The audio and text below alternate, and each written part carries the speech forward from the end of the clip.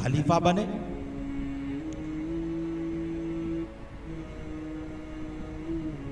पहला दिन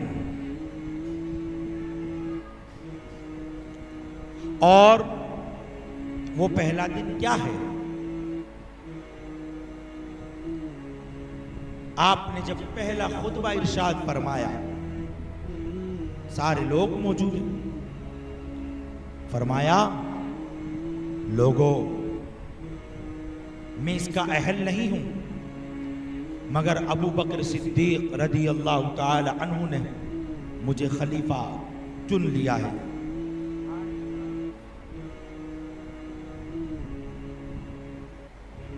मैं भी इंसान हूं, मुझसे भी गलती हो सकती है, राहे रास्त से मेरे कदम डगमगा सकते हैं। जब आपने ये फरमाया तो मजमे में सय्यदुना अबू ज़र ग़िफ़ारी रदी अल्लाह ताला, हज़रत अबू अय्यूब अंसारी रदी अल्लाह ताला, सरकार मौलाए कायनात रदी अल्लाह ताला, सय्यदुना सलमान फ़ारसी रदी अल्लाह ताला, सारे सहाबा थे, उनमें से गालिबन सय्यदुना अबू ज़र ग़िफ़ारी रदी अल्लाह ताला अन्हु खड़े हुए, तलवार निकाली और फरमाया, उमर, अगर तुम सीधे रास्ते से भटके तो इस तलवार के जरिए तुम्हें राहे रास्त पर लाया जाएगा। अगर आज किसी पॉलिटिकल इंसान को यह मालूम हो जाए, किसी मंत्री को, किसी नेता को, कि फुला मेरे खिलाफ है, तो उसकी फाइल बनना स्टार्ट हो जाती है कि किसी भी तरह इसका ठिकाना किया जाए, इसको ख़त्म किया जाए। हज़रत फ़ारूक आज़म रदी अल्लाह ताला अन्हु मिंबर से उतरे, उन सहाबी की पेशानी का बोसा लिया और कहा, जब तुम जैसे लोग मौजूद हो तो उमर कभी सीधे रास्ते से भटक नहीं सकता। हजरत हजरत उमर का अदल बड़ा मशहूर है ना, बड़ा मशहूर है। अपने तो अपने, गैरों ने भी उनके अदल की बात की है, कोई समझ ही नहीं सकता। ऐसी अजीम हस्ती, ऐसी अजीम जात, लेकिन आप कुर्बान जाएं, फारूक आज़म रदी अल्लाह ताला अन्हु, अदल का मेहार, अदल का इंसाफ, अदल का, आपने जो मामला शुरू फरमाया, सबसे पहले अपने घर से शुरू किया और अपना घर अपनी जात से शुरू किया। और कैसे शुरू किया? तो खलीफा बनने के बाद महीने में एक मर्तबा गोश्त इस्तेमाल फरमाना। हमारे हाल क्या है? दिन भर में अगर हमें नॉनवेज डिशेस न मिले तो हम अपनी मां पर चिल्लाते हैं। हमारे हल्क के नीचे बगैर गोश्त की ग़िज़ा उतरती नहीं है। और खलीफा बनने के बाद आधी दुनिया के बादशाह हैं, मगर महीने में एक मर्तबा गोश्त इस्तेमाल फरमा रहे हैं। और रोटी इतनी सख्त होती कि आम इंसान के हल्क के नीचे ना उतरे। अल्लाहु अकबर। और लिबास का हाल यह है, आधी दुनिया के बादशाह, मगर 14 पैबंद आपके लिबास में लगे होते, 17 पैबंद आपके लिबास में लगे होते। ये आज हम और आप जितने मौजूद हैं ना, हमारे लिबास में एक पैबंद भी नहीं होगा, और एक पैबंद आ भी जाए तो हमारी तबीयत ऐसे लिबास को इस्तेमाल करना गवारा नहीं करती। हम समझते हैं कि हमारी पर्सनैलिटी पर असर होगा, हमारी जात पर असर होगा, हमारी इंप्रेशन में असर होगा। मगर फारूक आजम आधी दुनिया के बादशाह हैं, मगर उसके बावजूद 14 पैबंद वाला लिबास इस्तेमाल फरमाते, 17 पैबंद वाला लिबास इस्तेमाल फरमाते। और आज मुल्क हिंदुस्तान में जिस तरीके से एक कास्ट को, एक मजहब वालों के लिए कानून बनाना,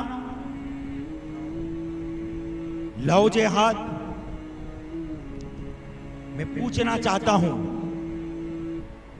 कि ये कौन सा निजाम हुकूमत है, ये कौन सा हुकूमत करने का रवैया है कि सिर्फ नाइंसाफी पर मबनी ज्यादतियां जबरदस्ती थोपी जा रही हो।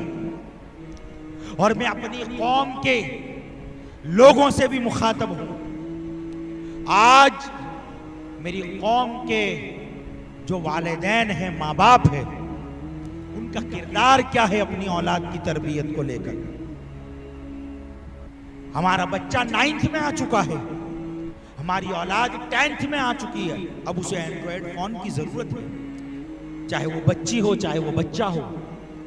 हमने मोबाइल की नहूसत हमारी औलादों के हाथ में थमा दी।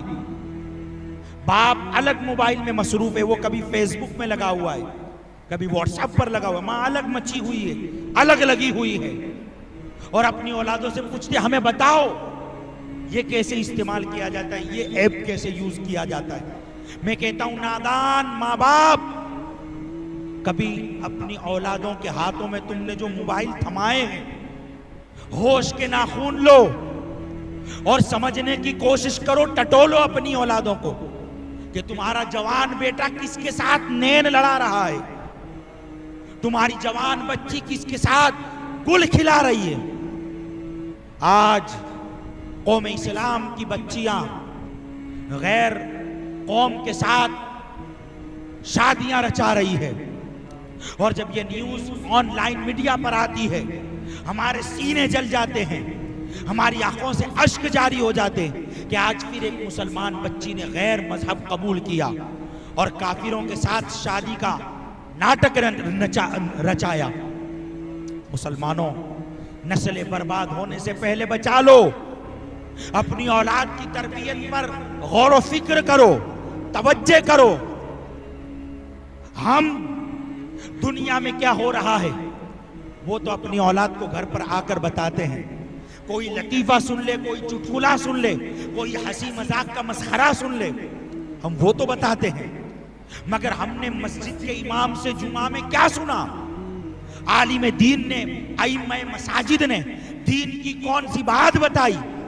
हमने कभी हमारे घर में माँ बहनों को, अपनी बच्चियों को, अपने जवान बेटों को सुनाने की कोशिश की है? नहीं की है। आज ये जवान बच्चियों का गैर कौमों में जाना दीन से दूरी की वजह से। अरे वो बच्चियां जिन्हें हमने सैयदा फातिमा ज़हरा का पर्दा सुनाना था, जिन्हें हम लोगों ने सैयदा ज़ैनब की कुर्बानियां बतानी थी, जिन्हें हमने राबिया बसरी के किस्से सुनाने थे, सरकार शाह आलम और हुजूर गरीब नवाज की अम्मी जान की हयात तय्यबा सुनानी थी, आज वो बच्चियां फिल्म और सीरियलों को देखकर उनके नक्शे कदम पर चल रही है। मुसलमानों, इससे पहले कि तुम्हारी बच्ची भी किसी गैर कौम में चली जाए, बेदार हो जाओ और अपने घर की औरतों तक दीन पहुंचाओ, ताकि तुम्हारी नस्लें महफूज हो जाएं कुफ्र से, शिर्क से। और हुकूमत कोई एक्शन लेने को तैयार नहीं। अगर कोई मुसलमान बच्ची गैर कौम में जा रही है, कोई एक्शन नहीं, कोई एक्शन नहीं। ये नाइंसाफी पर मबनी हुकूमत कर रहे हो तो याद रख लो, कोई भी हुकूमत नाइंसाफी पर कभी कायम नहीं रही है। एक वक्त आया है कि ऐसी नाइंसाफी करने वाली हुकूमतें चंद लम्हों में फना और बर्बाद हो गई है। कोई भी हुकूमत अदल पर कायम रह सकती है, नाइंसाफी पर कभी कायम नहीं रह सकती।